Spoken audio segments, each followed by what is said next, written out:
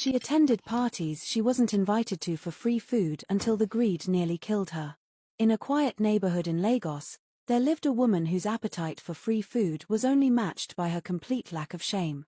For years, Clara had perfected the art of the uninvited arrival, the subtle walk through gates she wasn't supposed to enter, the confident nod at security guards who didn't know her, the practiced smile that made her seem like she absolutely belonged there. But what started as harmless freeloading would soon turn into something far darker, something that would change the trajectory of her entire existence in ways she could never have imagined.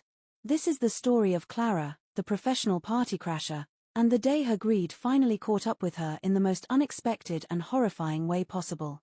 Clara was not poor. This was perhaps the most important detail about her entire story. She wasn't a woman forced by circumstances to crash parties or beg for food. She had a job, a decent one at that, working as a receptionist at a busy law firm in the heart of the city.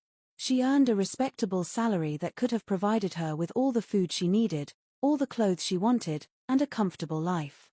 But somewhere along the way, something had twisted inside her mind, a peculiar psychology that made free things feel infinitely more valuable than purchased ones.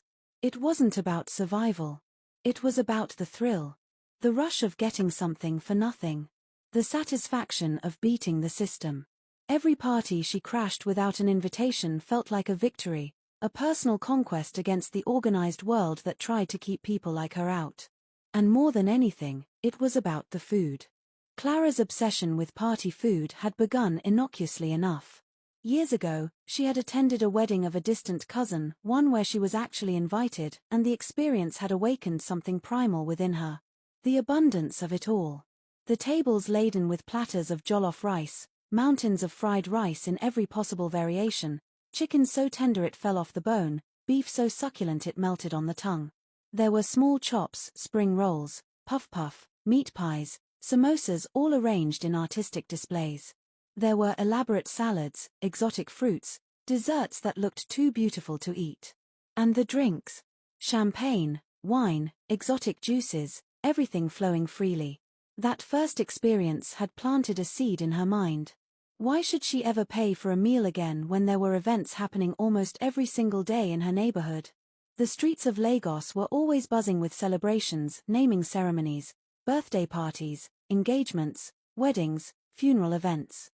There was always something happening, always tables of food waiting for anyone bold enough to just show up and partake. So she started small. A naming ceremony 3 blocks away. She simply walked in with a wrapper tied confidently around her waist as if she belonged there, smiled at a